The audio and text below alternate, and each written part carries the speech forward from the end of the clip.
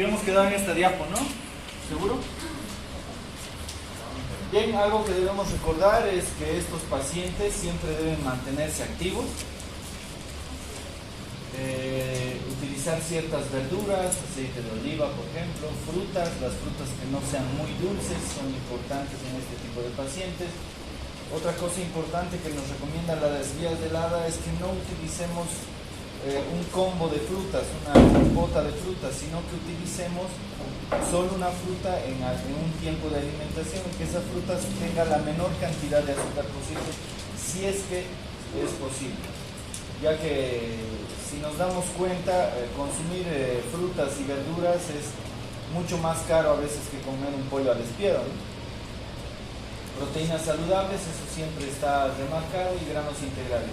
Y el líquido de los dioses, agua, ¿no? Así que todo esto debe ser continuamente explicado a los pacientes diabéticos. Debemos darle una educación en relación a la dieta, pero muy aparte de todo eso, sería importante que nosotros siempre solicitemos valoración por nutrición para que el nutriólogo con mayor certeza pueda indicar los medicamentos.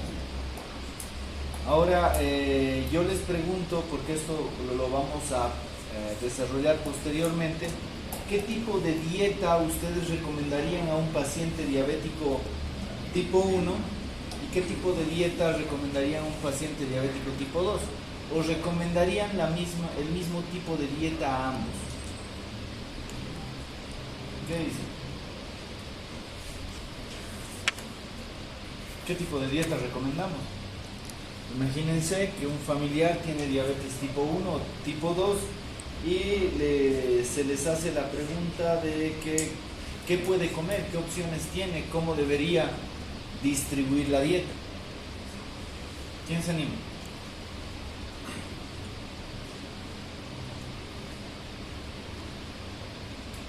¿Qué dice?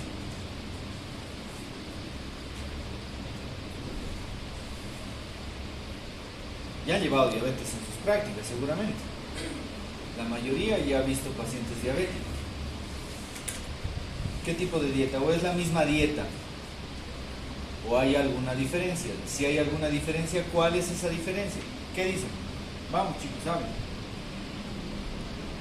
¿Alguna idea, pero? ¿Algo? ¿O es la misma? Si no es la misma, ¿por qué?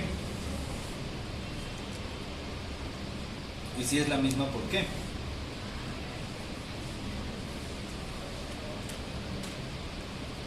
A ver, vamos a seguir hablando, pero quiero que lo piensen. Posteriormente voy a hacer la misma pregunta. Lípidos, es importante solicitar un perfil lipídico y eso nos remarca las guías del hada, porque tenemos que tener la certeza de que no esté asociado a un síndrome metabólico, ¿sí? Es de vital importancia que tomemos eso en cuenta. Se pueden utilizar estatinas cuando hay riesgo cardiovascular y sobre todo cuando hay triglicéridos elevados, evitar de que estos superen los 500 miligramos de cilitro, porque esto nos habla de riesgo de pancreatitis, riesgo de isquemia y demás, así que hay que tomar muy en cuenta eso. La combinación de estatinas y fibratos no ha demostrado beneficios, eso es controversial. No sé si ya han tenido ustedes también la oportunidad de utilizar fibratos y estatinas. ¿Han visto utilizar? Pacientes con hipercolesterolemia y pacientes con hipertrigliceridemia. ¿Hay alguna diferencia entre ambas? ¿O puedo utilizar juntas? ¿Puedo utilizar por separado? ¿Qué dicen?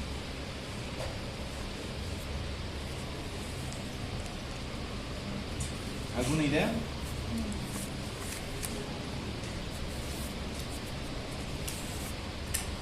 Oye, ¿por qué no hablan? ¿Qué ha pasado en su clase? ¿Han salido temprano de su clase de math? Eso es bueno. ¿Qué dicen? ¿No han tenido la oportunidad de utilizar estos medicamentos? ¿Sí? ¿No? Es una asociación muy frecuente, ¿no? De diabetes con hiperlipidemia, ya sea por colesterol o triglicéridos. Bien, entonces siempre pensar en si hay o no dislipidemia. También pensar en la hipertensión arterial. Cuando tengamos diabetes, siempre se debe controlar adecuadamente la hipertensión arterial. ¿Quieres salir? Claro. Hipertensión arterial. Es de vital importancia que controlemos la presión, porque si no se controla, esto también nos puede llevar a desencadenar sobre todo complicaciones crónicas. Así que es de vital importancia que tomemos en cuenta la medición de la presión arterial, la medición adecuada de la presión arterial. Hasta ahora no sabemos medir adecuadamente la presión. Incluso en pacientes que no tienen hipertensión, pero sí tienen diabetes de larga data, se puede iniciar IECAS o ARAS a dosis bajas para evitar de que haya proteinuria y por lo tanto, por ejemplo, nefropatía diabética. Así que estos medicamentos son muy útiles a la hora de tratar estos pacientes. No solamente, repito, cuando hay hipertensión, sino cuando hay la posibilidad de que haya complicaciones crónicas. Así que la presión arterial es sinónimo, una hipertensión arterial mal controlada es sinónimo de complicación crónica de la diabetes, ¿sí? Se puede utilizar también antiagregantes plaquetarios, dependiendo del caso, sobre todo cuando se sospecha de síndrome coronario o isquemia miocárdica. Enfermedades isquémicas, por lo tanto, también se pueden utilizar IECAS, estatinas en grandes dosis, ver la necesidad o no de utilizar beta bloqueantes. Se debe tratar de evitar las tiazolidinedionas, que son antidiabéticos orales, que son relativamente infrecuentes, pero es importante que sepamos de que no podemos utilizar en pacientes con insuficiencia cardíaca. Metformina. Aquí dice tasa de filtrado glomerular normal. Pregunta, ¿hasta cuándo puedo utilizar la metformina o puedo utilizar metformina en todos los pacientes? En relación, claro, al filtrado glomerular. Hasta más de 45 días glomerular. O sea, con 30 ya no puedes. Menos de 45, bajo dosis y manejo con precaución. Menos de 30, como dices, ya no se puede utilizar. Así que realizar una tasa de filtrado glomerular sería importante en estos pacientes. ¿Y por qué algunos cardiólogos no utilizan o no quieren utilizar metformina cuando tienen una insuficiencia cardíaca congestiva descompensada? Porque supuestamente las guías de la ADA nos recomiendan metformina aquí, metformina allá, metformina en todos lados. ¿Qué complicaciones podría tener la metformina? Han usado ya metformina, han visto usar metformina. ¿Qué hace la metformina? ¿Qué es la metformina? Oye, ya pues, háblenme. ¿Qué es la metformina? La metformina es un normoglucemiante. Normoglucemiante o un euglucemiante, ¿ya? ¿De qué familia? Biguanidas. Ya, son biguanidas. ¿Y qué características tiene de acción? Ustedes pronto van a ser médicos generales. Así que ahí por lo menos deberían manejar 10 medicamentos. Pero esos 10 medicamentos deberían conocerlos de memoria, saber bien cómo se manejan. Y uno de esos medicamentos debería ser la metformina sí o sí, porque diabetes van a encontrar hasta en la sopa. Así que es importante conocer qué características tienen estas biguanidas, qué acción tienen estas biguanidas a la hora de tratar los pacientes diabéticos, ¿sí? ¿Alguien se anima a decir qué hace la metformina?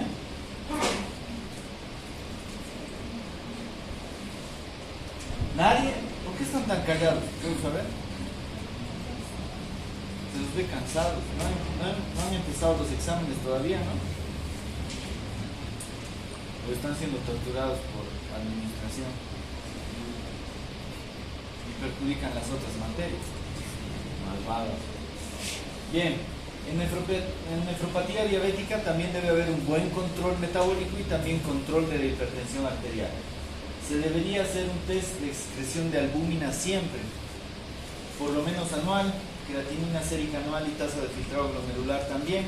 Ya sabemos que la creatinina en sí no nos marca el real funcionamiento de los riñones.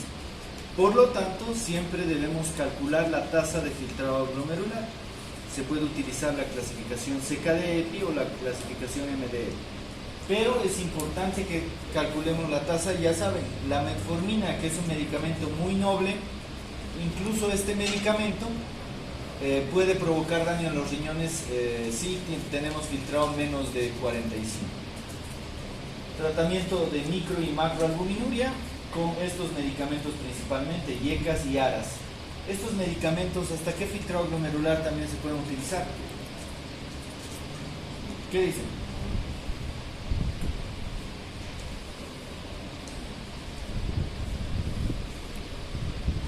Hipertensión arterial, cardiología no han llevado. Otra pregunta, ¿se puede asociar estos dos medicamentos, IECAS y ARAS, a la vez? Porque si se dan cuenta, funcionan en diferentes lugares. Uno es inhibidor de la enzima convertidora de angiotensina 1 a angiotensina 2 y el otro es un antagonista de los receptores de angiotensina 2, es decir, cuando ya se ha formado la angiotensina. ¿Se podrá utilizar a la vez ambos? Sí, no, ¿por qué? Cardio, chicos, nefro, porque seguramente han debido utilizar bastante estos medicamentos en esas especialidades, ¿no? Planeta Tierra, hablando al grupo de endocrino de Unicen, ¿no? Cuando fueron lanzados estos medicamentos eran espectaculares porque te controlaban la presión arterial, eran económicos y además si utilizabas ambos podías bajar la presión arterial, pero porque actuabas a diferentes niveles, pero se ha demostrado de que no se pueden utilizar ambos a la vez porque puede provocar mayor nefropatía, patología nefrológica, mayor lesión renal. Por lo tanto, nunca utilicen estos dos medicamentos a la vez. Si ven que están haciendo eso los médicos, pónganle 3 cruces a ese médico. No, tampoco. Pero hay que tener precaución. No pueden utilizar de esa forma estos medicamentos, ¿sí? Pero nos sirve para prevenir nefropatías. Retinopatía, lo mismo, control de la presión arterial. Si se dan cuenta, todas estas complicaciones crónicas tienen que ver con el control de la presión arterial, muy aparte de la glucemia. Deberíamos hacer fundoscopía. ¿Alguno de ustedes ha hecho fundoscopía? ¿Tampoco? ¿Por qué? ¿Oftalmo?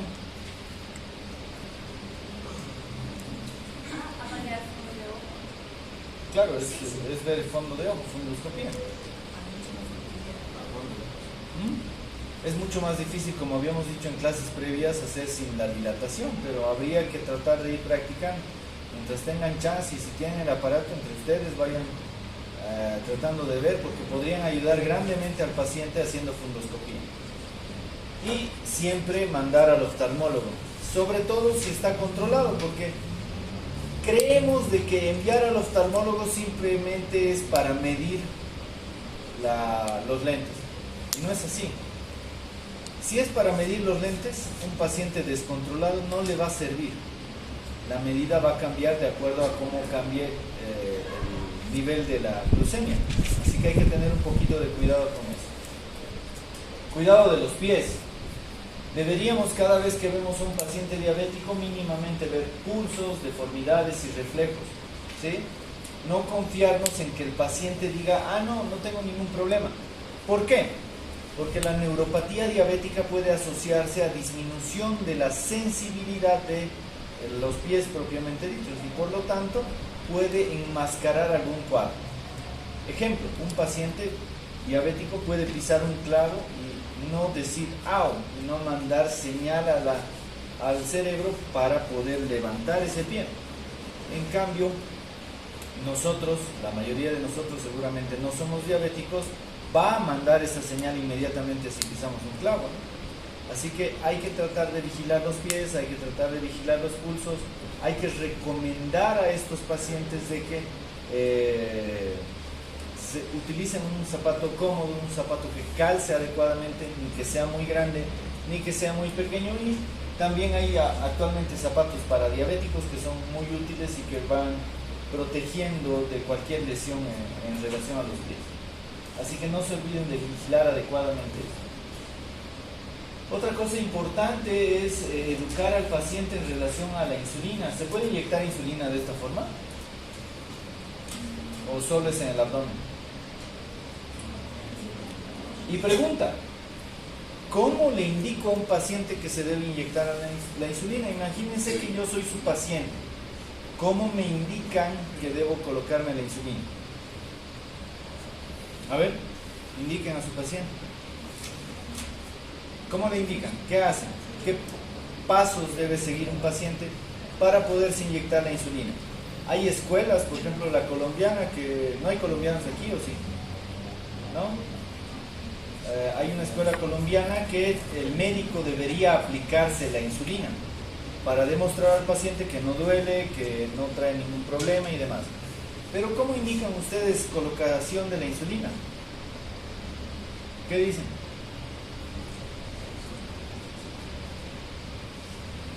Ya pues chicos, háblenme, no sean malos, no me están contestando nada. Alguna idea deben tener, por lo menos. ¿Qué dices? Debe ser rotatorio. Eso. No puedes administrar en el mismo lugar varias veces. ¿Por qué? Porque no recuerdo bien, pero provoca. Puedes provocar lipomas. Sí. ¿Sí? Así que hay que evitar colocar en el mismo lugar, hay que ir rotando, ¿no? Generalmente se coloca en el abdomen. Toman en cuenta el ombligo, del ombligo 2 traveses de dedo y recién comienzan a inyectar, ¿sí? Pueden utilizar las manecillas del reloj alejándose del ombligo y esto va a permitir de que no lleguemos a pinchar en el mismo lugar. Y otro punto importante que debemos tomar en cuenta es, por ejemplo, si son gorditos, hacer una buena llanta, un buen pliegue de grasa para inyectar la jeringa. Otro punto importante, una vez que inyectamos la jeringa, deberíamos más o menos mantener entre 5 a 10 segundos con la aguja ahí, ¿sí? Para que ingrese absolutamente todo y pueda funcionar adecuadamente la insulina. Luego sacan, no frotan, porque eso también puede provocar lipomas y demás. Solo ponen el algodón ahí y nada más, ¿sí? Pueden ir de arriba abajo, pero siempre tomando en cuenta esos 2 traveses de dedo del ombligo. Otro punto importante que también debemos tomar en cuenta es que debemos garantizar alimentarnos después de la aplicación de la insulina, ¿sí? Porque de nada sirve que se aplique si no comen, se le va a bajar el azúcar. Y otro problema que cometemos, y las guías del ADA también nos recomiendan, es: imagínense pacientes de la tercera edad que no logran ver, que viven solos y que se van a inyectar la insulina. Debemos tener la certeza de que el paciente ve bien, de que puede cargar la dosis adecuada de insulina, porque a veces no logran ver los pacientes. Dios sabe qué se estarán colocando. A lo que quiero llegar, creo que ya les conté esta historia, pero la vuelvo a repetir para que hagamos conciencia de esto. Hace poco, en este año, tuve una paciente que controlamos su diabetes después de una cetoacidosis diabética severa. Ya estaba lista para irse, se tenía que ir con NPH de 20/10 y los familiares todos me comentaron de que sabían aplicar la insulina. Perfecto, uno confió en eso. Se fueron a la casa y el esposo le colocó 100 unidades de insulina NPH. No comió e hizo hipoglucemia. Lamentablemente hizo hipoglucemia crónica y el cerebro quedó cocido, ¿sí? Quedó prácticamente vegetal. Al estar de esa forma, hace un mes más o menos, falleció la paciente. por mal uso de insulina. Así que en estos medicamentos evitemos suponer de que sabe el paciente. ¿Sí? Eso es importante. Tenemos que explicar con certeza cómo se debe utilizar estos medicamentos y se puede utilizar ahí. Sí, se puede. No es lo mejor, pero sí se puede utilizar en los muslos, a ambos lados de los muslos. Así que es importante identificar y educar eso a nuestros pacientes. Hay diferentes medicamentos. Ahora vamos a pasar volando porque solo estamos repasando qué nos dicen las guías del ADA. El tramlintide, que actúa a nivel de vaciamiento gástrico y demás, que nos va a permitir mejorar desde el punto de vista de las incretinas y demás, controlar el apetito y así la glucemia. La metformina y la insulina, esta asociación importante que nos puede ayudar grandemente, y dependiendo de ir progresando en relación a solicitar una hemoglobina glicada. Si yo les pregunto ¿para qué sirve la hemoglobina glicada? Creo que ya lo hemos repasado. ¿Qué me podrían decir? Dos principales razones por las que solicitamos hemoglobina glicada. ¿Qué me dicen?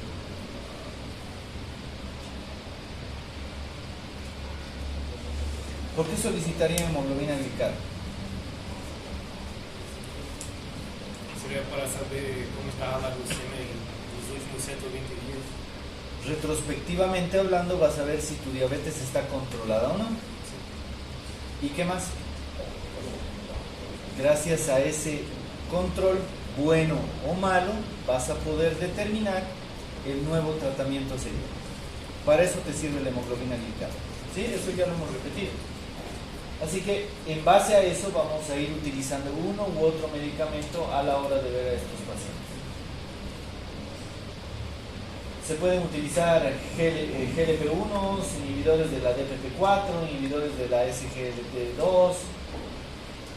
Se pueden utilizar algoritmos en base a controles glucémicos. También se puede utilizar medicamentos en base a las complicaciones microvasculares y tomando en cuenta riesgo-beneficio. Lo que les decía, será más riesgoso utilizar en un anciano que no ve, que vive solo, insulina o antidiabéticos orales.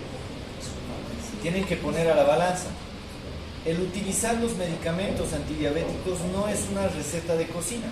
No es que a todos les van a dar metformina y glibenclamida. Pregunta, ¿qué es la glibenclamida? Seguramente han visto utilizar a montones ese medicamento. ¿O me van a decir que no? ¿Qué dices? Es una sulfonilurea, pero ¿has visto utilizar frecuentemente? ¿No? Una vez, ya, pero sigue siendo frecuente, es muy utilizado. Si leen los libros de medicina actuales, ya ni siquiera lo mencionan. Hay otras sulfonilureas mucho más útiles. Pero esta glibenclamida es económica y te baja el azúcar. ¿En quiénes no utilizarían la glibenclamida? Y para eso debo entender qué acción tiene la glibenclamida.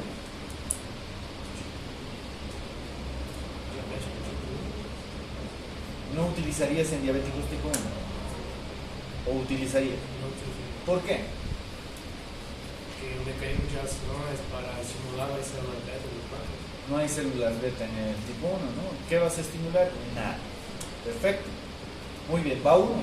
Otra razón, filtrado glomerular, ¿habrá? Menos de 30 también debemos quitarlo. ¿Tendrá que ver algo con la obesidad? ¿Qué acción tiene? Es un secretagogo, ¿no? Lo que hace es ir a estimular a las células beta para que fabriquen más insulina.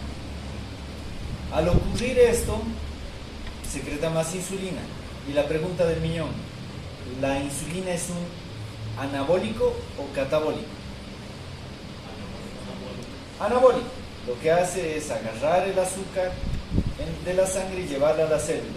La célula verá si la utiliza como energía o la almacena. Si no necesita, la va a almacenar y va a ir aumentando todo esto. ¿En obesos entonces utilizarían este medicamento? No, ¿verdad? ¿Por qué? Porque voy a perpetuar la obesidad. va a permitir de que aumente de peso. Por lo tanto, es un medicamento que no deberíamos utilizar en obesos o con sobrepeso. Así que no es una receta de cocina, ¿sí? Eso es importante que tomemos en cuenta. Ver riesgos y beneficios de esta patología. Entonces, en esta diapositiva que seguramente no ven ahí atrás, la metformina es el principal medicamento. ¿Cómo vamos a ir escalando con los diferentes medicamentos? Ya sea metformina, ya sea sulfonilureas, por ejemplo insulina y otros medicamentos, es tomando en cuenta la hemoglobina glicada A1C. Si esta está elevada, voy a ir aumentando de acuerdo a la necesidad. Aumento un medicamento, si en otros 3 meses no mejora, aumento un tercer medicamento, incluso un cuarto medicamento, una combinación ya de inyectables. En esta diapositiva que tampoco ven, debemos entonces aclarando de que la metformina tiene que ver con hemoglobina glicada y con los diferentes medicamentos que hay en relación a los antidiabéticos orales o a los medicamentos. La insulina, ¿cuál es la dosis generalmente que debemos iniciar? Es de 0.1 a 0.2 unidades por kilogramo. Esa es la dosis basal. A ver, si yo les digo que tengo un paciente de 80 kilos y quiero iniciar dosis basales de insulina, ¿a cuánto le iniciarían en unidades? A ver, calculen. Calculadoras. A dosis basales, iniciemos con 0,1, 80 kilos, 8 unidades, ¿verdad? No deben pasar de eso. E ir distribuyendo de acuerdo a la necesidad. Hay algunas escuelas que utilizan más o menos 70-30, 70 en la mañana y 30 en la noche, y hay otras escuelas que prefieren utilizar en la noche nada más. ¿Por qué? Por el fenómeno del alba, donde hay mayor secreción o mayor elevación del azúcar en la noche, por eso utilizan más en la noche. Así que, dependiendo de eso, vamos a ir escalando. ¿Qué hemoglobina glicada debe tener un paciente para ya pensar definitivamente en insulina? ¿Cuándo dicen, no, en este paciente sí o sí necesito iniciar insulina? Porque seguramente han escuchado hablar a pacientes decir, no, yo no quiero insulina porque seguramente ya me voy a acostumbrar a la insulina. La insulina debe ser el peor medicamento que puedo utilizar, va a dañar los riñones, me voy a acostumbrar y demás cosas. Pero todo eso habla por el miedo al inyectable. ¿Cómo se llama el miedo a las agujas? ¿Cuál es la fobia a las agujas? ¿Alguien se acuerda?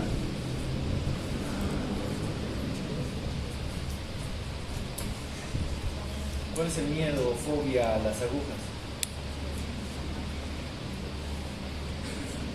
Oye, ¿qué les ha pasado hoy día? A ver, saquen la lengua. ¿Tienen lengua todavía? No quiero motivar al alcohol. No están grabando, ¿no? ¿No estás grabando? No quiero motivar al alcohol, pero antes de la clase de endocrino, un vasito de vino, pues, para que vengan a hablar como loritos de aquí. No me hagan eso, pues, quiero charlar con ustedes. Esa es la intención, ¿no? ¿Con chanchullo o sin chanchullo? Tripanofobia. Eso no es de los... Tripofobia es eso. Esa es tripofobia. Y de las agujas y lo que dice su compañero, el tripanofobia, ¿no? Es de las agujas, ¿sí? Hay muchos pacientes. Y esos son los cuates que le echan palo a la insulina. Pero ¿cuándo utilizan? Por ejemplo, si le diagnostico diabetes tipo 2 en este momento a su compañera, espero que no, ¿le podría iniciar insulina? Sí, no, ¿por qué? ¿Qué dicen? ¿Qué dicen por ahí?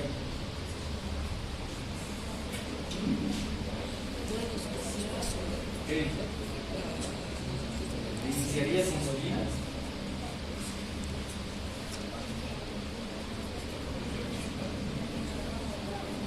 ¿Qué dices? ¿Qué dices? ¿Le inicias insulina? Oye, nadie me quiere hablar, ¿qué les pasa?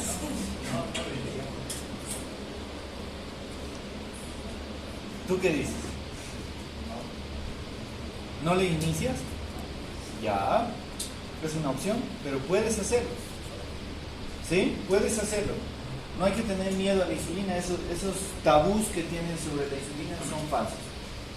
Por ejemplo, una hemoglobina glicada mayor a 9 es indicativo de hay la necesidad de utilizar insulina. ¿Sí? Para eso se pide también este laboratorio. Monoterapias es el medicamento por excelencia, terapia dual, triple terapia con insulina ya. Por ejemplo, esta combinación, a ver dónde está, insulina, DPP4 y GLP1, perfecta. Actualmente estos dos medicamentos son excelentes. ¿Alguno de ustedes ha manejado estos dos medicamentos? Hay un medicamento que se llama sitagliptina. Genial. Hay de la misma familia evogliptina. No sé quién le ha puesto ese maldito nombre, pero bueno. Bien. Hay otro que se llama dapaglifosina. Excelente medicamento, sobre todo en pacientes con insuficiencia cardíaca. Los cardiólogos están recetando eso como pipoca. Es excelente medicamento. Más insulina, control seguro de la diabetes. Claro, si el paciente ayuda, ¿no? Y luego ir aumentando inyectables y demás cosas. ¿Qué debemos tomar en cuenta entonces? A la hora de utilizar insulina, considerar empezar con la biterapia cuando la hemoglobina glicada sea mayor a 9. Iniciar la combinación de insulina cuando la glucemia es mayor a 300. Eso también es importante. La dosis de insulina basal sería 10 unidades o 0.1 a 0.2 unidades por kilogramo. Preguntas sobre la insulina nuevamente y va a ir relacionada con la primera pregunta que les hice sobre la dieta. ¿Sí? Ejemplo, si tengo un paciente diabético tipo 1, ¿qué tipo de insulinoterapia le voy a dar? Y si tengo un paciente diabético tipo 2, insulino requiriente, insulino dependiente también, ¿qué tipo de insulina le voy a dar? Ya han hecho sus caras sobre lo que acabo de decir. Para entender eso, voy a hablar de resistencia a la insulina, pero luego, ¿qué opinan de la insulinoterapia? ¿Cómo hacen la terapia en un paciente y en el otro? ¿Tipo 1, tipo 2? Con insulina, claro. Olvídense de los antidiabéticos. Y para eso debo entender qué tipo de dieta le debo dar a uno y qué tipo de dieta le debo dar a otro. Y voy a dar otro ejemplo más. Michael Phelps, otra vez. Gran nadador, campeón de campeones. 8.000 kilocalorías día, más o menos en alimentación. Imagínense que ese paciente sea diabético tipo 1. ¿Qué dieta le van a dar? Porque él lo que necesita son 8.000 kilocalorías porque las va a gastar. Las va a gastar. Pero si es diabético tipo 1, ¿qué hacen? ¿Les restringen? ¿Van a arruinar su carrera? ¿Qué opinan? Quisiera opiniones. Si se equivocan, estamos aquí para aprender. Todos aprendemos hoy. ¿Qué dicen? ¿Ideas? Dar insulina normal. Dar insulina. Y si damos los ejemplos, tipo 1 y tipo 2, ¿cómo? De acuerdo con que vaya comiendo, ¿no? Para que ¿En cuál? ¿Tipo 1 o tipo 2?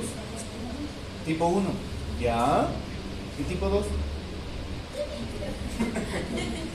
¿Ya? Para eso debo preguntarme qué tipo de... ¿Cuál es la causa de un diabético tipo 1? Autoinmune, hay una teoría de autoinmunidad, ¿no? Que es la que más peso tiene. ¿Y un diabético tipo 2? Resistencia. ¿Alguien me puede decir qué es resistencia a la insulina? ¿Quién puede explicar qué es resistencia a la insulina? ¿O qué es resistencia a la insulina ahora en este momento para ustedes que no han leído? que si han leído más o menos. Han leído pero no han estudiado. ¿Qué es resistencia a la insulina? ¿Por qué te ríes? ¿Sí? Ahora se leen todo. Es cuando los receptores de la célula no asimilan a la insulina como tal. ¿Ya? Y entonces se necesita más insulina para poder activar el receptor. ¿Ya? En un inicio, ¿no?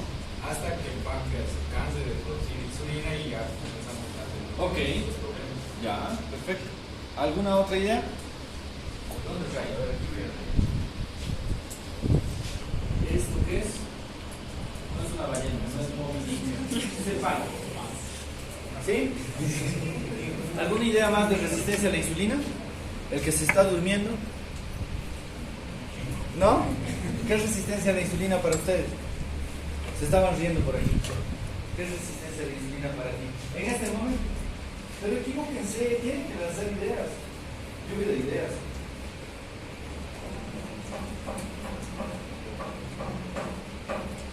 Resistencia a la insulina es cuando ya no sirve, no va a hacer efecto.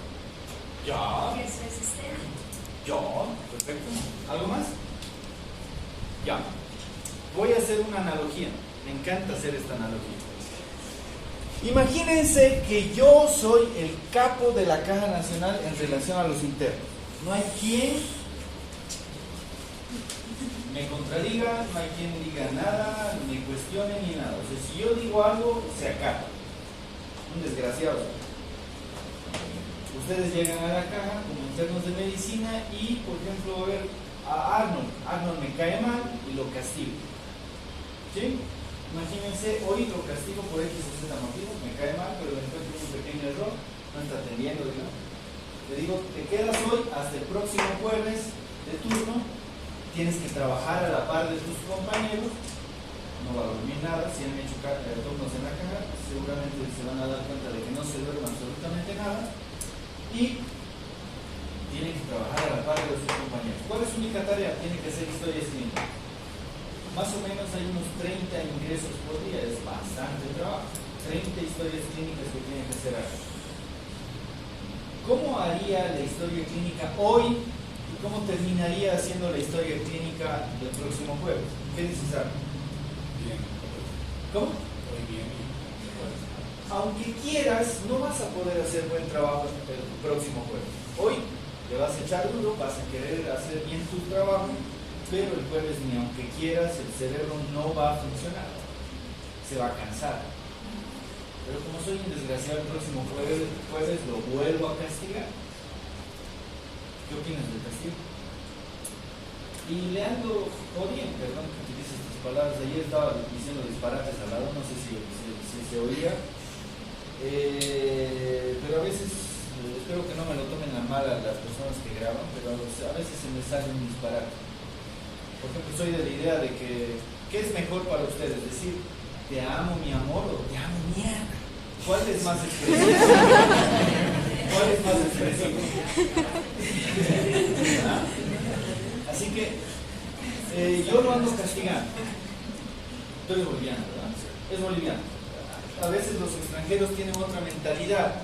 Así que vamos a ver la respuesta de Arnold. Vamos a ver qué dice.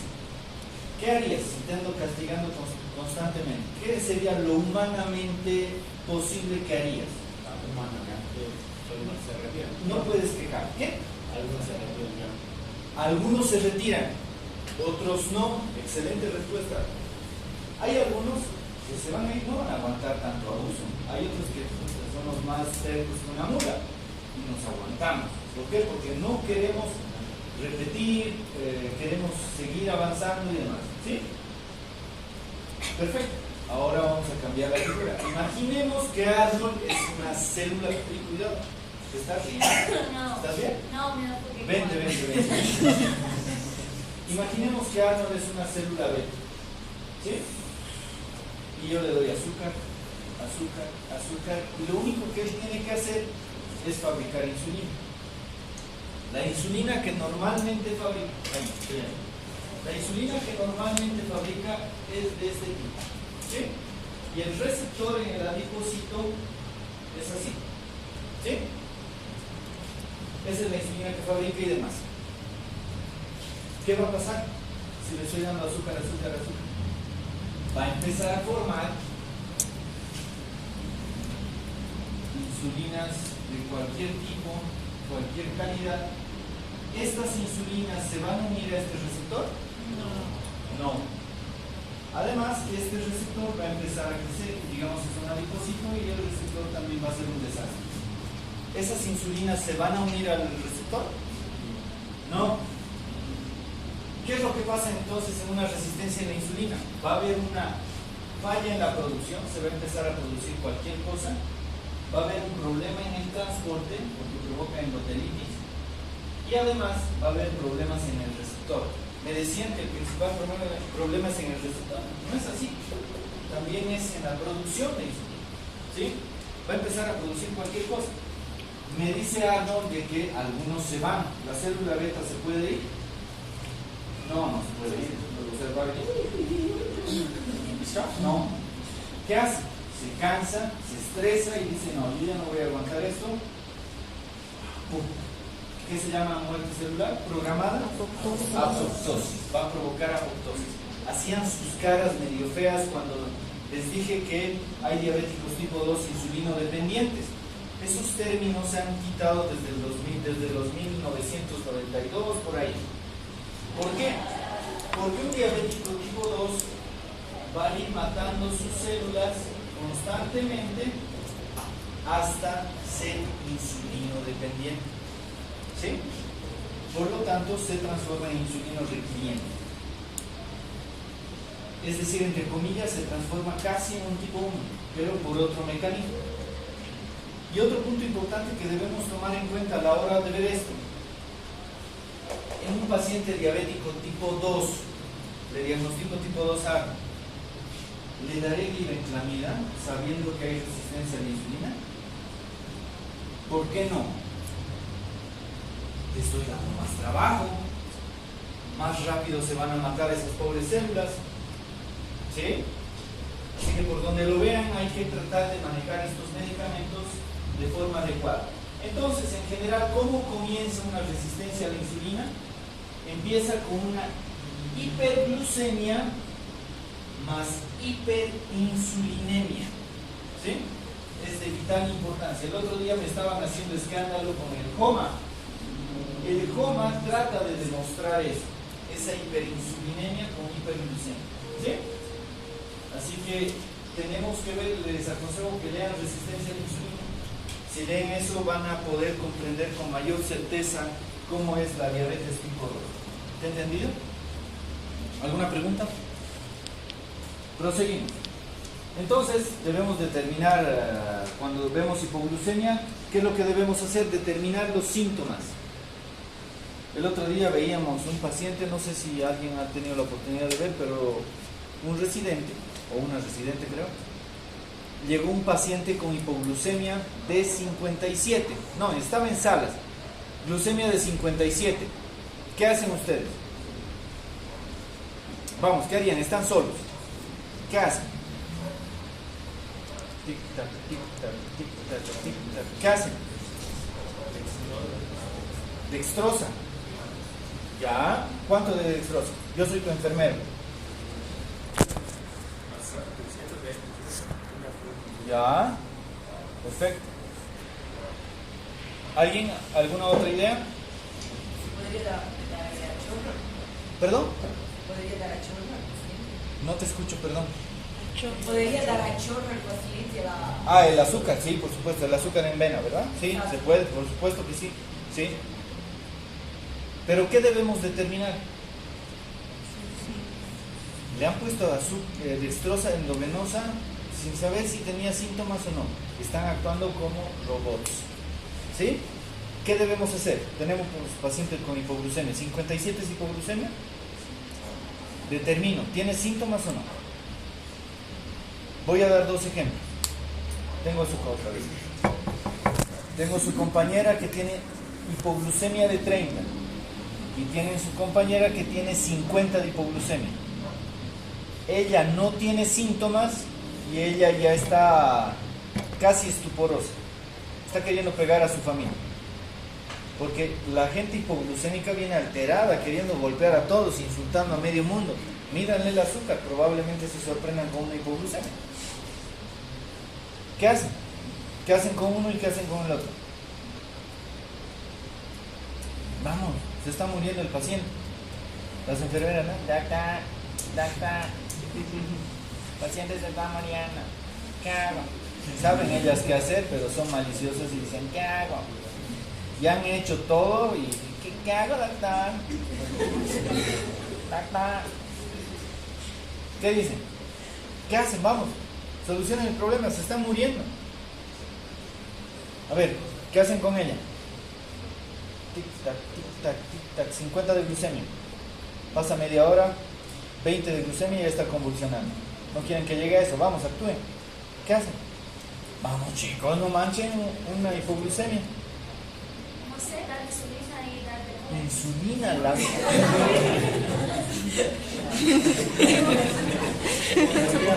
No. Insulina le da si el azúcar está alto. Está bajo el azúcar. Ya ves los antecedentes. Ya. Eso lo vas a ver después. Tienes que solucionar el problema.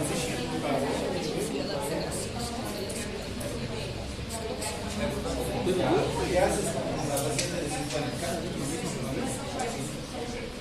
Solo con la de 50. Solo trata la de 50.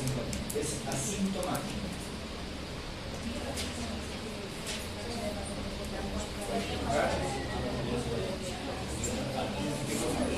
Chocolate, le da algo oral, ¿sí? Tarea para la casa, sería bueno que busquen esto. Espero que busquen. Para la siguiente, 10 alimentos que podrían administrar al paciente. Por ejemplo, hay pacientes que tienen 40 de glucemia y se echan toda una Coca-Cola de 3 litros. ¿Estará bien? Deberíamos administrar 15, máximo 20 gramos de azúcar o de glucosa para mejorar la hipoglucemia en la paciente de 50. Pero lo que yo quiero saber es cuánto de Coca-Cola, cuántas cucharillas de azúcar, cuántas galletas, qué chocolate, si la Pepsi hay alguna diferencia con la Coca-Cola. Esas cositas serían importantes porque deberíamos saber qué hacemos. O vamos a manejar como robots metiéndole azúcar a montones. Porque no se olviden que la de azúcar también te baja el potasio, ¿no? Así que hay que tomar muy en cuenta eso y sería oportuno de que busquen una lista y sepan esa lista y cuando vean pacientes de hipoglucemia, darle oralmente porque está sintomática. Ahora les voy a dar este caso, imagínense que su compañera tiene glucemia de 30, está en coma y ustedes están en campo. La enfermera les dice, no tengo soluciones dextrosa, no tengo vía, no le puedo inyectar. ¿Qué hacen? Yo podría ir un azúcar abajo de ese mismo, porque ahí se hace más rápido. ¿Qué pasa si se broncoaspira? Culpable. Adrenalina. ¿Sí? ¿No es muy duro? ¿Otra cosa? ¿Cómo administras? No tienes glucagón. En Bolivia, por ejemplo, no hay glucagón. Sería ideal, pero si no, ni siquiera tienes soluciones dextrosas, ¿qué hacen? Vamos, piensen. Tic-tac, tic-tac, tic-tac. Se está muriendo la paciente. Va a empezar a convulsionar. Los familiares están empezando a patear la puerta, a gritarles, insultarles y diciéndoles que van a traer un abogado. Que la familia tiene un abogado. Y médico más todavía de así. Los peores enemigos del médico son los médicos. ¿Qué dicen? ¿Qué hacen? Vamos, se está muriendo. ¿Qué? Los antagonistas de la insulina. Podrías utilizar un glucocorticoide, pero va a tardar, no va a ser tan rápido. Más que la adrenalina, un glucocorticoide te elevaría más rápido el azúcar, pero va a tardar. Se está muriendo. ¿Qué hace? Vamos, chicos.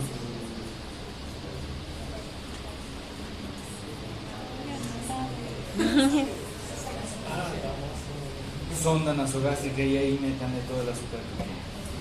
Tienen que ver alternativas, ¿no? Perfecto. Entonces, ¿qué es lo primero que debemos hacer cuando tenemos un paciente con hipoglucemia? Ver los síntomas. Determinamos si es asintomática o no. Utilizamos 15 a 20 gramos de azúcar. Lo ideal es utilizar glucagón, como dicen, pero no hay en algunos países. Considerar metas glucémicas más laxas, no volver. Por ejemplo, lo típico que hacemos, tiene 30 de glucemia, le paso azúcar, mejora, está a 100 puntos, la mando a la casa, vuelve muerta. ¿Qué estamos haciendo mal? Deberíamos ver cuál es la causa, como han dicho, ¿no? Debe consumir alimentos y la regla de los 15. ¿Cómo es la regla de los 15? Le doy 15 gramos, controlo a los 15 minutos. Si está menos de 70, vuelvo a proceder con los 15 gramos. Si sigue menos de 70, vuelvo a proceder. Si está más de 70, ya puedo parar un rato y vigilar, nada más. Hay otros que utilizan los 100 miligramos de glucosa. No, yo prefiero 100 miligramos para tener la certeza de que no te va a volver a hacer hipoglucemia, ¿sí? Así que no se olviden de ese manejo. Cirugía bariátrica. Esta cirugía sí trata la diabetes. Es espectacular. Mejora la diabetes o trata la diabetes. Está restringido a pacientes con índice de masa corporal mayor a 35. Y si es con sobrepeso u obesidad grado 1, debemos asociar a comorbilidades, ¿no? Y así recién proceder a este tipo de cirugías. Es una muy buena cirugía, pero se debe manejar multidisciplinariamente porque es bastante de comer hamburguesas a montones. Vamos a utilizar pequeñas jeringas de 5 cc cada 6 horas en un principio. Es terrible, así que hay que tomar muy en cuenta todo eso a la hora de utilizar o de indicar más bien esto. Está en nuestras manos, ¿no? Ya falta poquito para el Día Mundial de la Diabetes.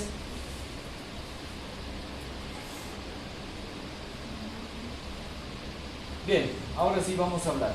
¿Alguien puede definir la diabetes?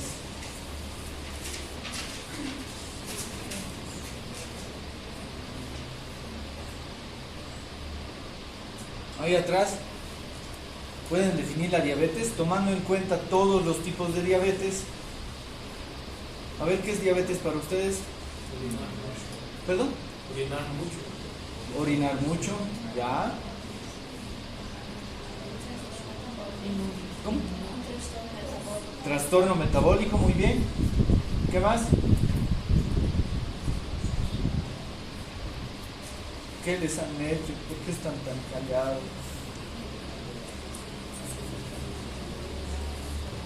¿Por qué están tan callados?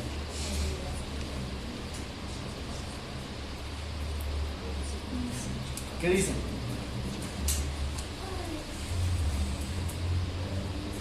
Oye, qué ganas.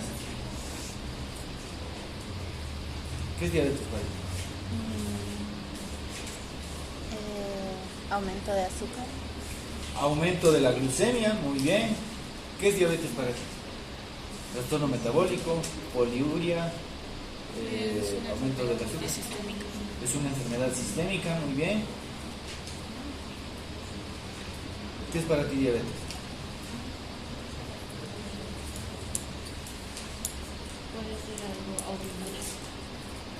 Puede ser algo autoinmune, ¿sí?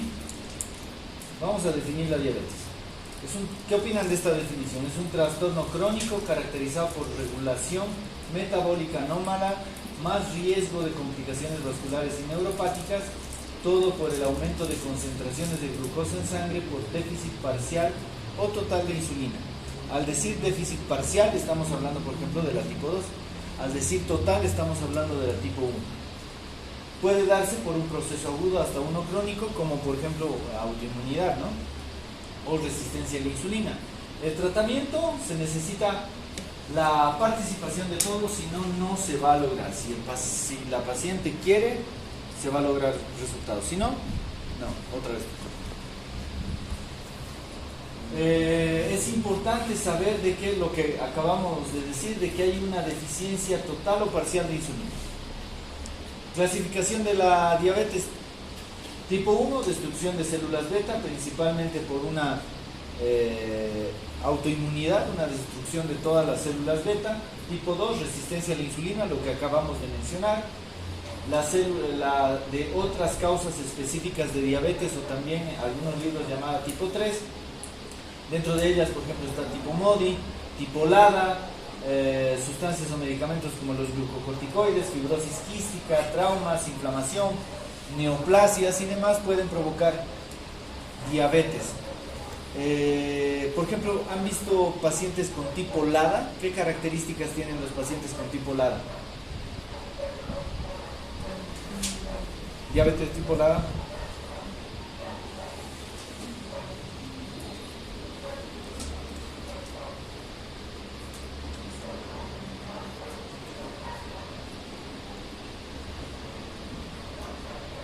MODY, antiguamente la tipo 1, por ejemplo, se llamaba juvenil, pero la MODY tiene el denominativo de monogénica, pero en jóvenes. Por lo tanto, la tipo 1 ahora es tipo 1 y ya no es de jóvenes, porque también la tipo 1 se podría dar en adultos, pero podría ser una tipo 1 similar a una LADA, ¿sí? Que se da en adultos, no en jóvenes. Y la tipo 4, también llamada gestacional, que tiene que ver con las 24 a 28 semanas, como ya hemos repetido. ¿Qué diferencias básicas hay? La tipo 1 va a tener principalmente un origen autoinmune, suele aparecer por trastornos alimenticios y resistencia a la insulina. Este es irreversible, puede mejorar con trasplante de páncreas. Este puede ser reversible, por ejemplo, con una cirugía bariátrica. Aparece en niños o adolescentes o jóvenes principalmente, y esta generalmente aparece en mayores, pero también se ha visto que niños ya pueden tener diabetes tipo 2. Suelen ser personas delgadas las de tipo 1, y estas generalmente tienen sobrepeso u obesidad. No secretan nada de insulina, y estas pueden secretar algo de insulina. Si yo les pongo otra vez, tipo 1 tiene papá diabético tipo 1 y tiene papá diabético tipo 2. ¿Cuál de ellas tiene mayor predisposición a tener diabetes? ¿Tipo 1 o tipo 2? ¿Tipo 1? ¿Quiénes levantan la mano tipo 1? 1, 2, 3, 4, 5, 6, 7, 8. ¿Tipo 2? 2, 3, 4. ¿Tú? ¿Cuál tiene mayor predisposición? ¿Tú? ¿Qué dices? ¿Ella tiene mayor predisposición o ella? Tú. Sí. ¿Cuál tiene mayor predisposición? ¿Seguro? La de tipo 1 no tiene tanta frecuencia, primero, es una diabetes muy poco frecuente, y además no tiene tanta carga genética como el tipo 2. El tipo 2 es poligénica y tiene un factor hereditario importante. Por lo tanto, la paciente que tiene tipo 2 si tiene un papá, es 40%, y si tiene los dos, más o menos 70% de que tenga diabetes tipo 2. La tipo 1 es raro, ¿sí? Así que es importante también ver esa relación. El preguntarle, ¿tienes familiar diabético? Definitivamente les está gritando de que probablemente tenga tipo 2, ¿sí?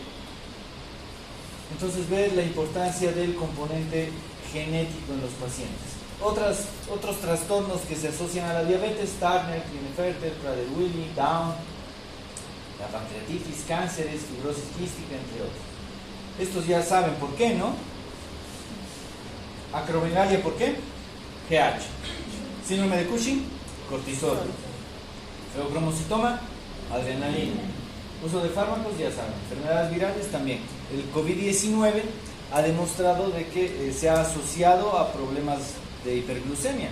Seguramente ustedes han visto pacientes con COVID-19 donde casi todos tenían hiperglucemia, aunque no eran diabéticos, ¿sí? Así que es importante ver esa relación. Igual que en las tiroiditis, en patologías autoinmunes y demás, la asociación con virus es importante. Por ejemplo, ya hemos pasado la época de otoño e invierno. En esa época es donde más se diagnostican los diabéticos tipo 1, por ejemplo. ¿Por qué será? Criterios diagnósticos de la diabetes, deberíamos utilizar uno o más clínica. Mientras más criterios mejor. ¿Alguien me puede repetir los criterios diagnósticos? A ver, rápidamente. Criterios diagnósticos. A ver, ¿qué dices? Un criterio.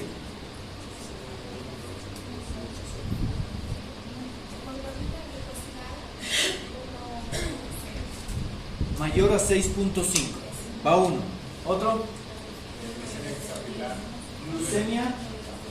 No. ¿Mayor a cuánto? No. Depende. En ayunas. No. Glucemia en ayunas mayor a 126. Va dos. Otro. Mayor a 200 de cualquier.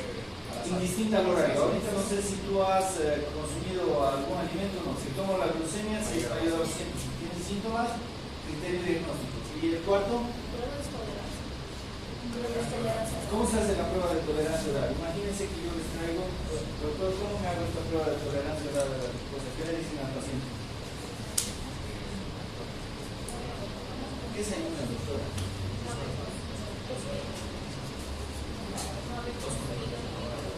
¿Tiempo? 8 a 12 horas. El paciente debe estar en ayuno de 8 a 12 horas. ¿Qué más? Llega un ayuno. Chicos, ¿se le toma una primera muestra o cómo? En ayunas se le toma una muestra en ayunas, luego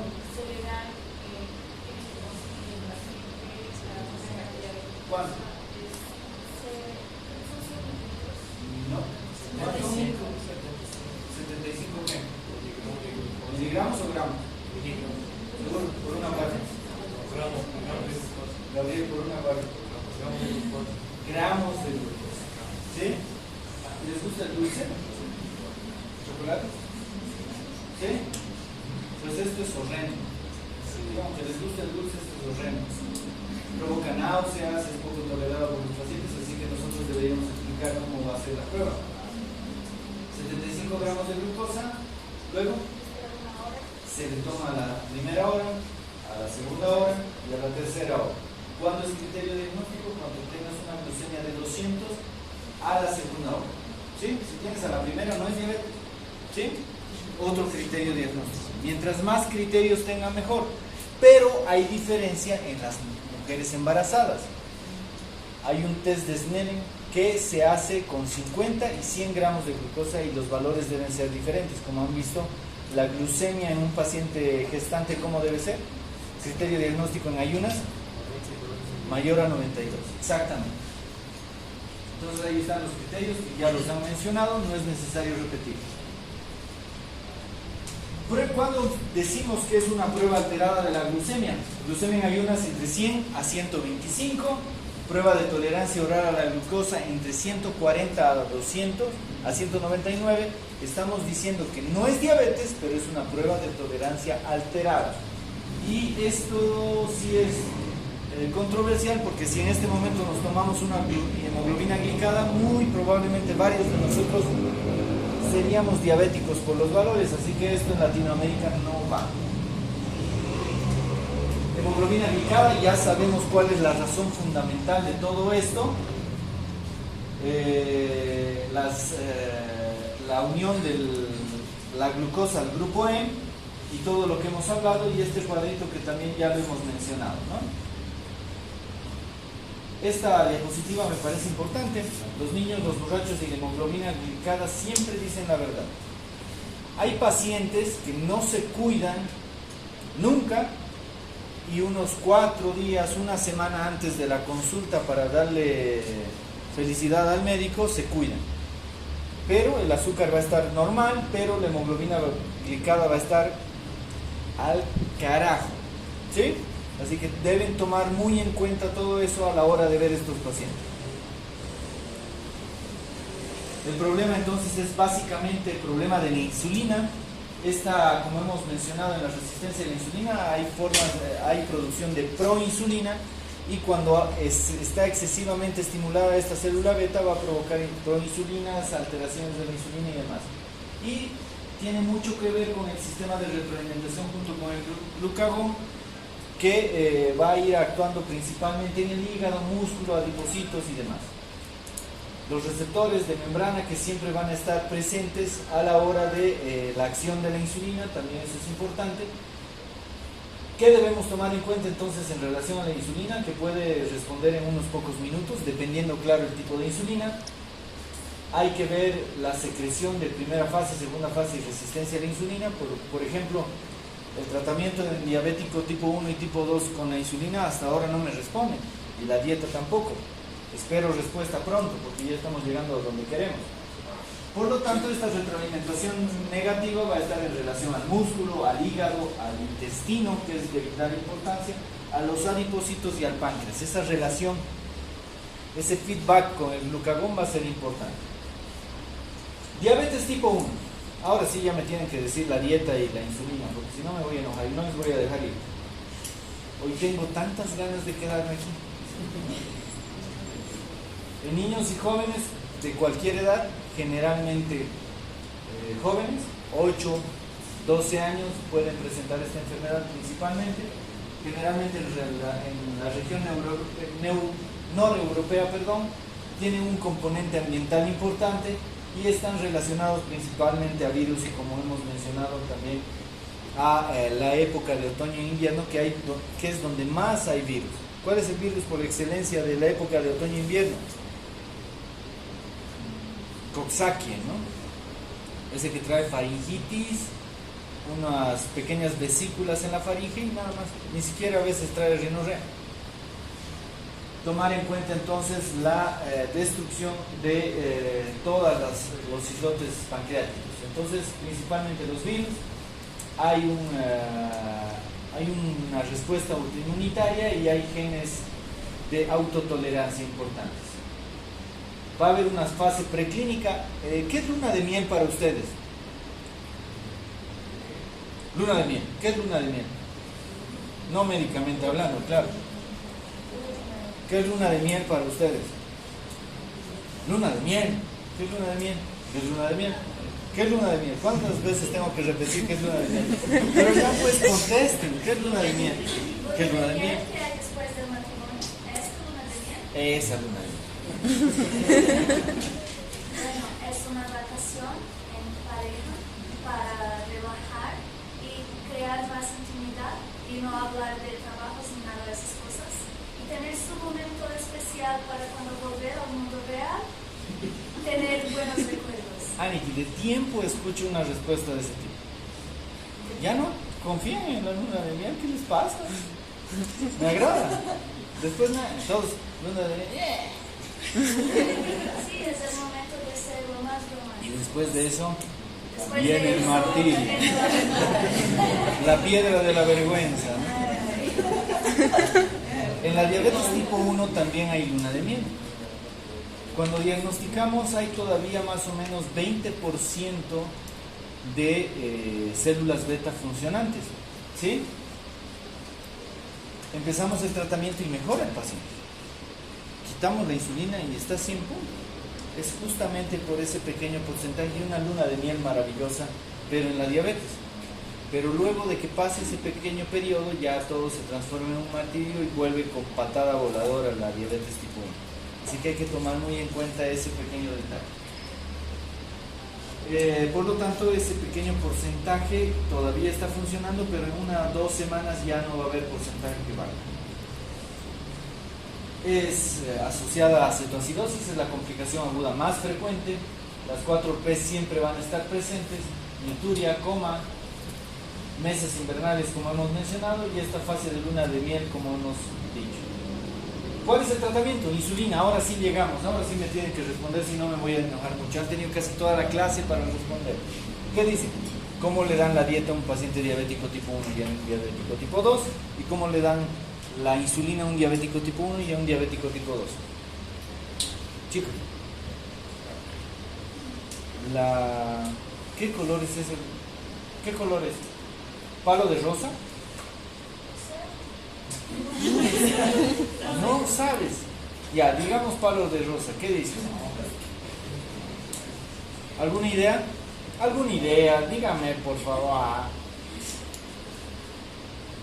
Bullying, ¿no? Bullying. Bernardo, ¿qué dices?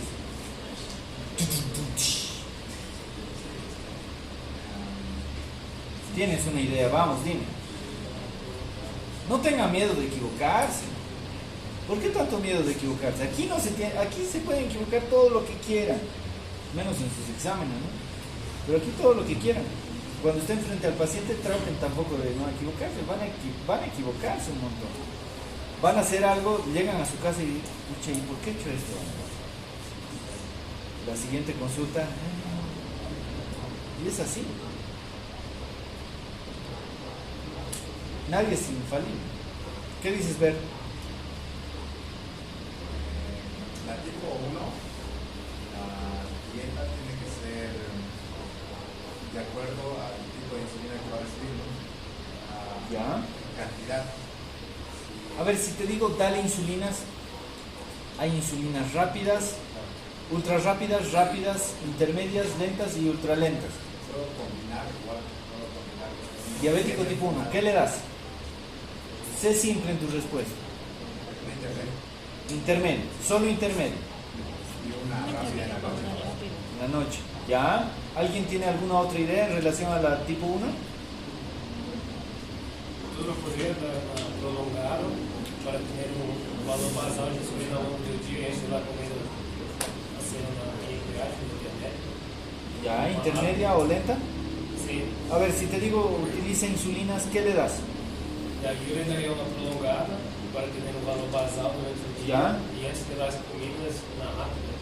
Antes de las comidas. ¿Por qué harías eso?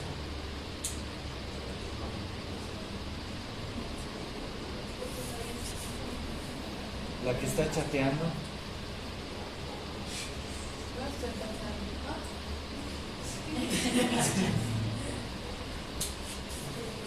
¿Qué dice? ¿Por qué? Estoy muy de acuerdo con lo que dice Gabriel. Toda la razón. Para evitar la hiperglucemia. Pero ¿por qué? Claro, o sea, le voy a dar insulina para evitar hiperglucemia en uno o en otro, perfecto. Pero ¿por qué voy a hacer eso? Muy bien.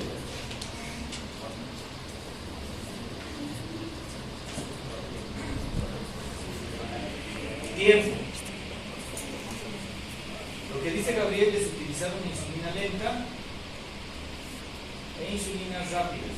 ¿Por qué voy a hacer eso? En un tipo 1. Completamente de acuerdo. Siempre se debe manejar un tipo 1 así. ¿Pero por qué? No tienes reserva de insulina.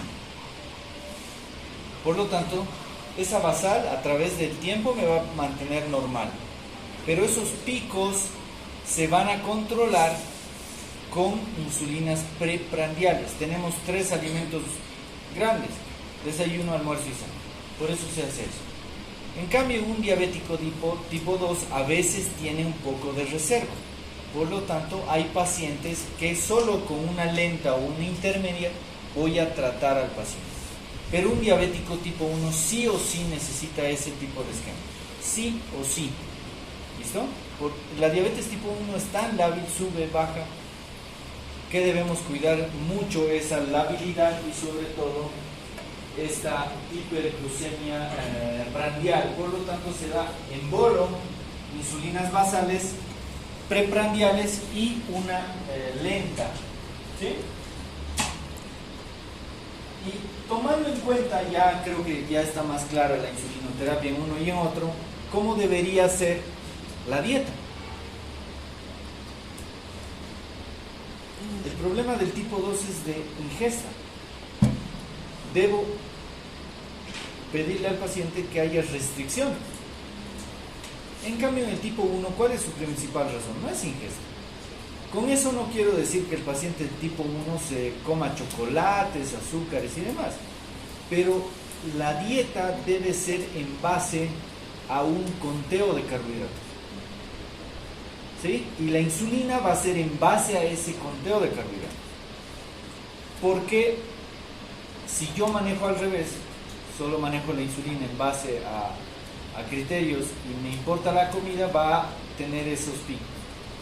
Ahora, el hecho de que yo haga ese recuento también permite de que la dieta sea lo más regular posible para que tenga la certeza de que no haya oscilaciones. ¿Sí? Eso es importante en el tipo 1. En cambio, en el tipo 2 debo restringirle alimentos. debo restringirle los carbohidratos simples y normales, ¿sí? Entonces necesito una de acción prolongada, como ha dicho su compañero, y activación corta. Hay necesidades diarias de insulina que pueden llegar incluso a 1.6 unidades por kilogramo, así que debemos tomar eso en cuenta. Dependiendo del paciente, la mitad se puede administrar de forma basal y el resto en bolos. Estos aparatos son ideales, andan registrando la glucemia y andan inyectando insulina, pero son bastante caros. Actualmente han llegado parches que no están oficialmente autorizados, pero agarran el glucómetro, lo pasan por el parche y ya están registrando y les saca estos gráficos donde muestran las oscilaciones y en base a eso voy trabajando la dieta. Es muy útil, pero todavía no está, entran de contrabando, ¿no? Somos expertos en contrabando. Que viva el contrabando. Tratamiento, dependencia de la cantidad de hidratos de carbono de la dieta, factores de corrección. Miren, por ejemplo, en el diabético tipo 1 podría calcular con certeza una unidad para controlar 20 a 50 miligramos. Entonces, si tengo 200 de glucemia, ¿cuánto le administraré de insulina para controlar esos 200?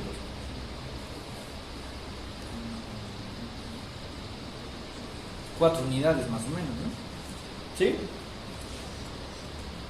Condiciones, tamaño corporal, sensibilidad a la insulina, comorbilidades, edad, condiciones, sobre todo sensibilidad a la insulina habla de resistencia a la insulina. La dieta, la restricción calórica no es necesaria, por lo tanto. No se olviden de Michael Phelps, no le van a arruinar su carrera restringiéndole la dieta. Yo debo adecuarme a la dieta que consumo. En diabético tipo 1, por supuesto. Automonitorización de glucosa, medir cetonas en orina. Trasplante de páncreas, en algunos lugares sí se puede realizar. En Brasil hacen, ¿no? Trasplante de páncreas. Falta de especificidad en el periodo de insulinitis. Evitar estímulos ambientales. Es complicado poder prevenir una diabetes tipo 1. Generalmente ya les vienen con 10 a 20% de páncreas funcionante y ya no pueden controlar, así que se va a transformar en una diabetes tipo 1. En cambio, en un tipo 2 todavía tenemos prediabetes, tenemos factores de riesgo que nos alertan a mitigar el problema. Pronóstico: cuando no existe nefropatía, la enfermedad, la esperanza de vida es comparable con una persona normal, pero esa labilidad hace de que las complicaciones sean más frecuentes en estos pacientes. Diabetes tipo 2, ya hemos indicado que es la resistencia a la insulina, es una de las patologías más frecuentes actualmente en este grupo. Más de la mitad probablemente a la larga sean diabéticos, así que hay que tomar eso en cuenta. La relación es casi 1:1, no hay gran diferencia. Hay una alteración de la secreción de insulina, hay alteración de la acción de la insulina en relación a la resistencia a la insulina, todo lo que hemos hablado. Hay un componente hereditario importante y la obesidad es un principal factor. Puede haber reducción de la masa de los islotes, por lo tanto va a haber una falla en la secreción y glucotoxicidad y lipotoxicidad, y todo esto se transforma en un círculo vicioso. Hay hiperinsulinemia compensadora, lo que estábamos hablando con hiperglucemia.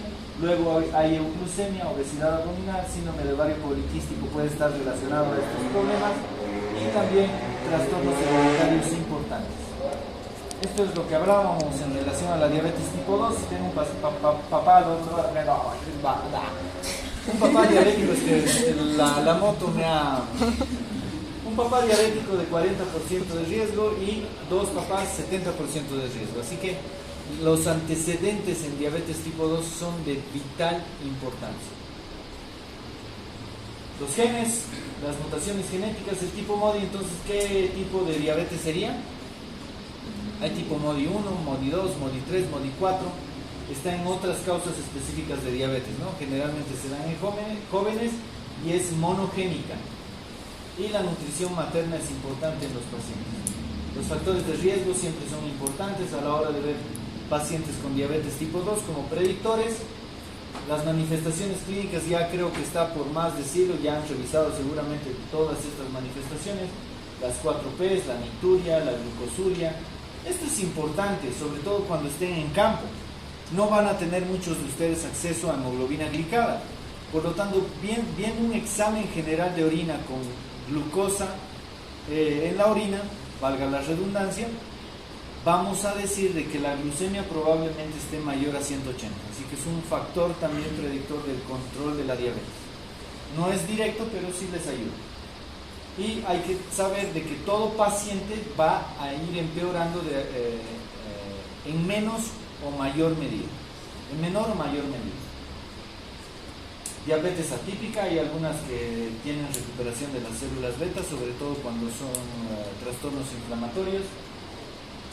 La diabetes gestacional, que tiene que ver con la reversibilidad, los factores de riesgo, edad mayor a 30 años, ya saben la edad gestacional, ya saben los valores normales, y es importante mencionar de que hay pruebas de tolerancia oral que se dan con 100 y 50 gramos de glucosa. No es como en los adultos que no son gestantes. Diabetes gestacional, ¿qué tratamientos utilizar? ¿Utilizarían insulina en una gestante? ¿Utilizarían metformina en una gestante? ¿Utilizarían antidiabéticos orales como las sulfonilureas en las pacientes gestantes? ¿Qué opinan? ¿Qué harían? ¿Qué utilizarían? Tienen una mamá de 130 de glucemia, 140, llega a 200, digamos. ¿Qué utilizan en esa paciente? ¿Insulina? ¿Y metformina? ¿Por qué no? La metformina ha demostrado de que no es teratogénica y que mejora la glucemia y el control diabético. Ahora, si tienen glucemias arriba de 300, utilicen insulina. ¿Por qué se trata o se evita utilizar insulina si es que no es tan importante la diabetes? ¿Por qué creen? Volvemos al anabolismo. El bichito va a ser macrosómico si utilizamos gran cantidad de insulina, ¿sí? Así que si no hay otra, utilizamos, pero podemos utilizar también la metformina. Sulfonilureas es mejor no utilizarlas. ¿Qué modificamos entonces en el tratamiento? Medicamentos, dieta, ejercicio y sobre todo demostrar de que baja de peso. Si el paciente baja de peso pero por un buen control, ok. Pero si el paciente baja de peso por un mal control, ¿de qué estaríamos hablando? De sintomatología de complicación de la diabetes de forma aguda. ¿Sí? ¿En quiénes bajan de peso? ¿Los tipo 1 o los tipo 2? Tipo 1 y tipo 2. El tipo 2 también te va a bajar de peso, pero por mal control. Solo que no se va a ver grandemente esa diferencia porque está obeso o está con sobrepeso. Pero cuando hay un mal control diabético, también va a bajar de peso. ¿Sí? Perfecto. Participación activa y continua del paciente, eso es de vital importancia. Y los objetivos que debemos tomar en cuenta en los tratamientos es prevenir hiperglucemias e hipoglucemias, ¿sí? Evitar de que se eleve el azúcar, pero también de que se le baje el azúcar, porque eso puede provocar serios problemas. Ejemplos ya se los hemos dado. Prevenir complicaciones vasculares o complicaciones crónicas, micro y macroangiopáticas, neuropatías, cardiopatías y demás, eso hay que evitar. Ese debe ser el fin del tratamiento de la diabetes. Ahí vamos a quedar. ¿Alguna pregunta, duda? ¿Me van a hacer recuerdo dónde vamos a quedar, por favor? Pero no me van a hacer recuerdo, ¿no? Como sus tareas. ¿Alguna pregunta?